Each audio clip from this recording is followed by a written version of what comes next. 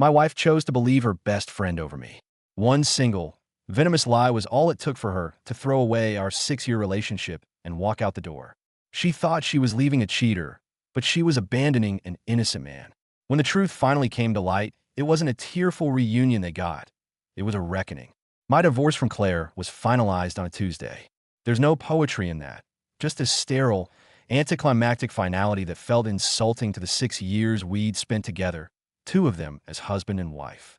I'm 35, and as I walked out of the courthouse, I felt a profound sense of exhaustion, the kind that settles deep in your bones after a long, pointless war. Looking back, the catastrophe wasn't a sudden derailment. It was a slow, agonizing train crash that I should have seen coming from miles away. The warning signs were all there, flashing like neon signs in a fog, but I was too blinded by what I thought was love to see them for what they were. The biggest, loudest, most obnoxious warning sign had a name: Vanessa. Vanessa was Claire's best friend, and she was the living, breathing embodiment of every flaw, every crack in the foundation of our relationship. Some people walk into a room and bring a sense of warmth or light. Vanessa brought a storm. She was a vortex of self-centeredness, a loud, brash woman who demanded to be the focus of every conversation, the star of every scene. The moment I met her years ago at a mutual friend's barbecue, I felt an immediate and instinctual aversion. It was in the way her eyes scanned over me, not with curiosity, but with a cold, calculating appraisal, as if she were searching for weaknesses, for ammunition she could store away for later. But Claire was oblivious. To her, Vanessa was a sacred figure, her college ride or die, the steadfast soldier who had been by her side through every failed exam and messy breakup. Claire saw a loyal confidant. I saw a master manipulator with a personality as subtle as a sledgehammer. For Claire's sake, I made a deal with myself. I would tolerate her. I would smile through her self-aggrandizing stories and nod along to her unsolicited opinions because she was important to the woman I loved. That was my first mistake. Tolerating a problem doesn't make it go away. It just gives it permission to grow. And Vanessa knew, with a predator's instinct, exactly how to push every button. The first real cracks began to show during our wedding planning. I proposed to Claire after 3 years of dating. We were already living together, sharing bills and a life, so marriage felt like the natural, beautiful next step. She was over the moon, her joy so infectious that it temporarily eclipsed my deep-seated unease about her best friend. But then, Vanessa inserted herself into the process, not as a helpful maid of honor, but as an unelected co-planner with the power of veto. It started with small, insidious comments. She'd wrinkle her nose at our chosen color palette, a simple, elegant navy and cream, and declare it aggressively plain. I brushed it off. It was just colors. Then, she launched an offensive against our catering menu, insisting that we needed a full array of vegan options because, she claimed with absolute authority, at least half the guests would prefer them. The reality was we had maybe 2 vegetarians on the entire guest list, one of whom was Claire's cousin who had a notorious love for cheeseburgers. But the true masterpiece of her audacity came when she insisted on having her own solo walk down the aisle, separate from and preceding the rest of the bridesmaids. Yes, you read that correctly. She wanted a grand entrance. Her justification was a masterclass in narcissistic reasoning. I've been there for every single one of Claire's heartbreaks, she announced dramatically over brunch one Sunday. Every tear, every crisis. This day is about celebrating the people who truly stood by her, not just the 2 of you getting married. I genuinely thought it was a joke at first, a piece of performance art. But Claire just nodded, her expression a familiar mix of admiration and intimidation. I could see her resolve crumbling in real time. I tried to intervene, to be the voice of reason. "Claire, honey," I said later that evening, trying to keep my voice gentle. "This is our wedding. It's not a stage for Vanessa's one-woman show. Your sister is your maid of honor. That's how this works." Claire's defenses shot up instantly.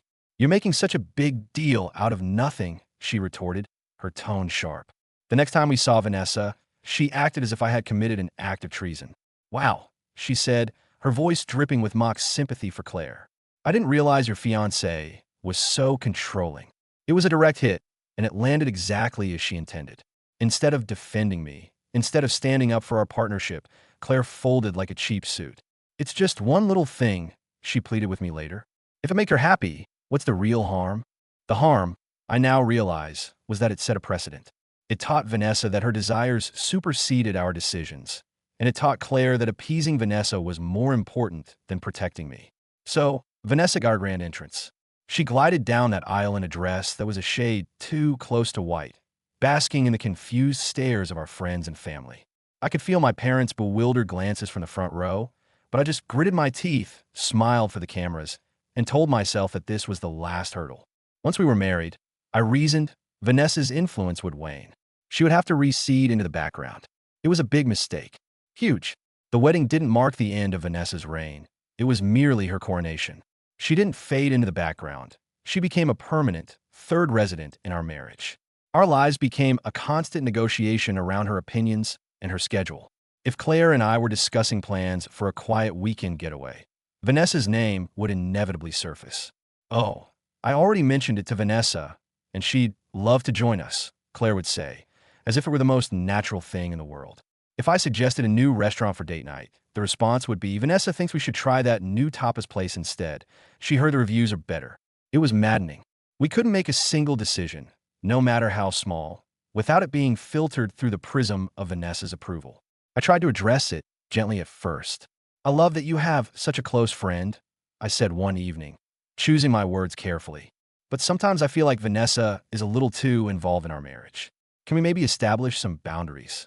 The defensiveness was immediate and fierce.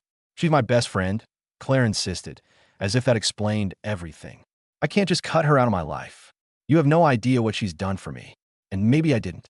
I wasn't there for the college drama or the post-breakup ice cream binges.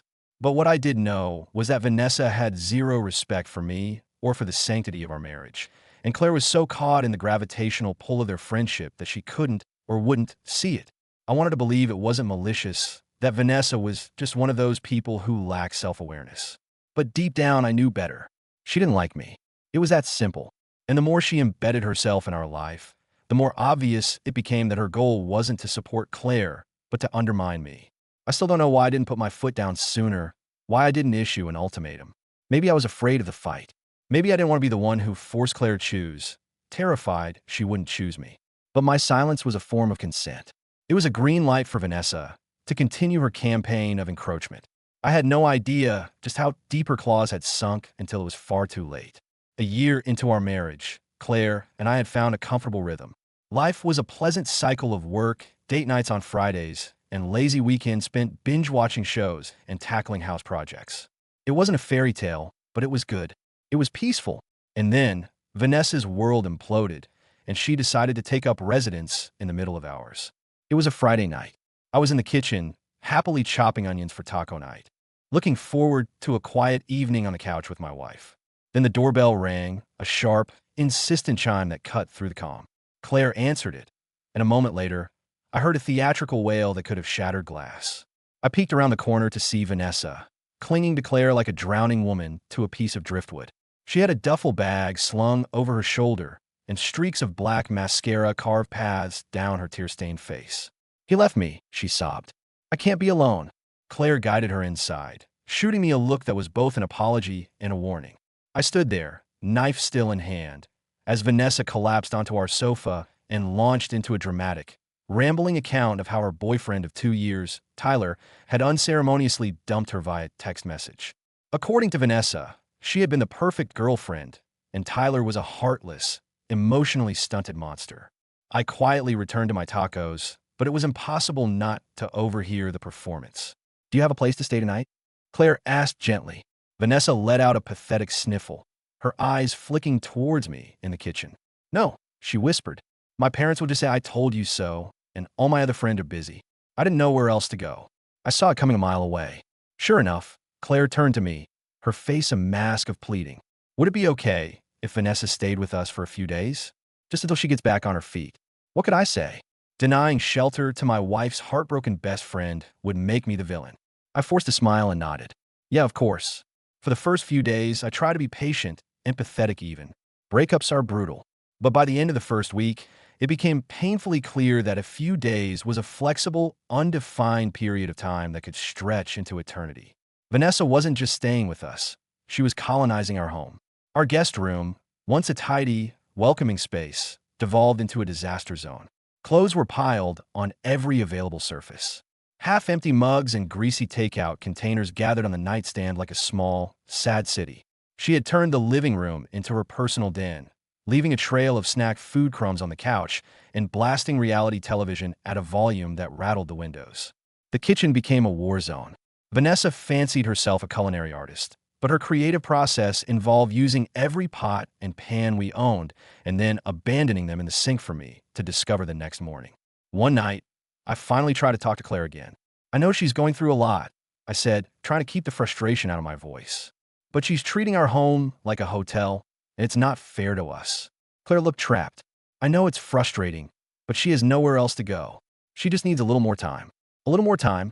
I countered. Claire, it's been 2 weeks. How much longer are we expected to live like this? She promised to talk to her, but it was useless. Vanessa just turned on the waterworks, playing the victim. I'm so sorry, I'm such a burden, she'd cry, and Claire would immediately rush to reassure her, leaving me looking like the heartless tyrant. The final straw came a month into her stay. I walked into our backyard on a Saturday morning and found my power tools, my drill, my saw, my sander strewn across the patio.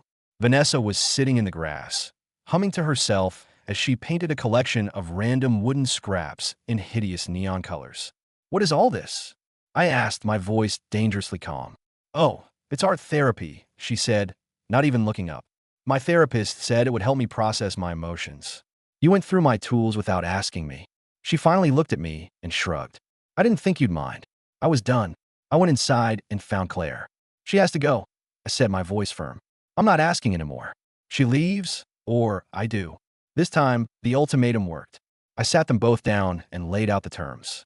Vanessa had a week to find a new place. She didn't take it well, accusing me of being a cruel, unfeeling monster. As she stormed out a week later, she muttered that I had always been controlling and that Claire deserved better. I felt a profound sense of relief as her car disappeared down the street. Our house was ours again, but I knew, with a sinking feeling in my gut, that this was far from over. The real damage, the strike that would ultimately demolish our marriage, came a few months later. It was a Saturday afternoon. Claire was out for her ritualistic brunch with Vanessa. I had long since given up protesting these meetings. It was a battle I could never win. I stayed home, enjoying the peace and quiet, and ran some errands, grocery shopping, laundry, nothing out of the ordinary. When Claire got home, I was in the kitchen unloading bags. I greeted her with a cheerful hey, but was met with a clipped, cold response. She walked straight past me and into the bedroom, closing the door behind her. I stood there, holding a carton of milk, completely bewildered. I replayed the morning in my head, searching for some misstep, but came up empty. I decided to give her space. The rest of the day was an exercise in tension. She avoided my gaze, gave one-word answers to my questions, and was glued to her phone. Every time I asked if something was wrong, she would insist, through clenched teeth, I'm fine. That night, after a silent, joyless dinner, she went to bed early. When I came into the room later, she was curled on the farthest edge of the mattress, her back to me. The next morning, I confronted her. Claire, what is going on? You've been acting like a stranger since you got back from brunch yesterday. She took a long, deep breath before finally speaking. I need to ask you something, she said, her voice trembling slightly. And I need you to be completely honest with me. A knot of dread formed in my stomach. Okay, what is it? She turned to face me, her eyes a mixture of fury and profound hurt. Were you with another woman yesterday? I was so stunned, I almost laughed. What were you talking about? Her voice grew sharper. Vanessa saw you in a parking lot. She said you were in your car, making out with some woman. The absurdity of the accusation was staggering. Claire, that's insane. I was at the grocery store. She described your car. She shot back. She described the brown jacket you were wearing. She even knew the exact parking lot, the one near the strip mall on Main Street. It felt like I was trapped in a surreal nightmare. Yes, because that's where the grocery store is. I was buying milk and bread, not having a sordid affair in my car. She crossed her arms, her expression hardening. Then why would Vanessa lie about seeing you? That question was the one that broke me. It wasn't an inquiry. It was an accusation. The underlying assumption was that Vanessa's word was gospel and mine was suspect. I don't know, Claire, I said, my voice rising in frustration. Why don't you ask your best friend why she's a pathological liar? Because I didn't do anything wrong. But she wasn't listening. Her mind was already made up. I don't know what to believe, she whispered, shaking her head. Vanessa wouldn't lie about something like this. After 6 years, after everything we had built, she didn't know what to believe. She couldn't trust me over Vanessa. That was the moment I knew, deep down, that we were over. The next few days were a special kind of hell. Claire moved into the guest room and communicated with me only when absolutely necessary. I was living with a ghost in a house that was suddenly filled with suspicion and sorrow. A week after her accusation, she left. She packed her bags while I was at work and was gone when I got home. Her text message arrived an hour later. I think it's best if we separate. My lawyer will be in touch. And that was it. Our marriage was terminated via text message, executed by a lie from a woman who had always wanted me gone. The following weeks were a blur of anger and disbelief. The story, Vanessa's version of it, spread like a virus through our social circle. Mutual friends started treating me like a pariah. Even my own family members called, asking if there was any truth to the rumors. I was furious, but as the weeks wore on, the anger cooled into a hard, cold resolve. If Claire was so willing to believe the worst of me, so quick to throw everything away without a single conversation, then maybe I was better off without her. I wouldn't beg for the trust of someone who had so little of it to give. 2 months after she left, on a quiet Thursday evening, I received a text from an unknown number. "Hi, this is Sophie. I know Vanessa lied about you. Can we talk?" I vaguely remembered Sophie, a friend of Vanessa's from years ago. My first instinct was to ignore it, but the message was too direct to dismiss. I met her for coffee the next day. She was nervous, fidgeting with her phone. "I've been friends with Vanessa for a long time," she began, "but I can't stay quiet about this. You deserve to know the truth." She handed me her phone, and I started to read. It was a text exchange between her and Vanessa, sent the day after Claire had left me. "OMG, Claire actually left him," Vanessa had written. She totally believed me. "LOL," Sophie had replied. "What are you talking about?" And Vanessa, with chilling glee, had written back. "I told her I saw him making out with some random girl in his car. You should have seen her face. Priceless." I kept scrolling, my hands shaking with a rage so intense it made me feel sick.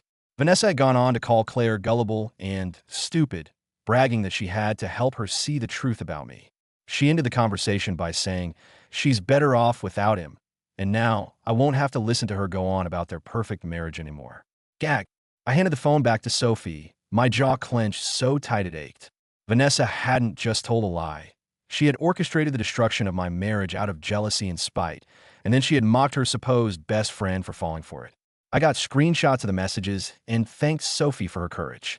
On the drive home, I felt a strange sense of vindication. It wasn't my fault. None of it was. I sent the screenshots to my lawyer, and then, after a long moment of hesitation, I sent a text to Claire. "We need to talk. I have proof that Vanessa lied." We met in a park the next day. She was defensive at first, but when I handed her my phone and she read the messages, the color drained from her face.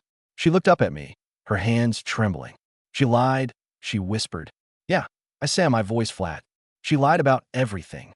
The tears came then, and with them, the apologies, the pleas, the promises to cut Vanessa out of her life, the desperate talk of counseling and second chances. But the damage was done. "I don't think we can fix this, Claire," I said, and for the first time in months, I felt a sense of peace. This isn't just about what Vanessa did. It's about how easily you believed her. It's about the fact that you had more trust in her than you ever had in me. I stood up and walked away, and I didn't look back. Later that night, I sent the screenshots to the mutual friends who had ghosted me. My phone blew up with apologies, but I ignored them. Their loyalty was as flimsy as Claire's trust. A few days later, I heard that Vanessa had been effectively blacklisted from the friend group. Her attempts to paint herself as a concerned friend fell flat. Her social media became a pathetic tirade about her phony friends, which only earned her more scorn. Then, a few weeks after that, she was fired from her job for creating a toxic work environment. Claire, I learned, had moved back in with her parents. Her mother, who had never liked Vanessa, was furious with her for throwing away a good man for a liar. Claire was miserable, isolated, and consumed by regret. The last I heard from Sophie was that Claire had tried to reconcile with Vanessa, who had laughed at her face and called her pathetic. Karma, it turns out, is a patient and methodical force. They had built their friendship on a foundation of toxicity and manipulation, and in the end, they destroyed each other. I was just the collateral damage. But I survived the blast, and I'm building a new life now, one founded on genuine trust and surrounded by people who don't require proof of my character. And that is the best revenge of all.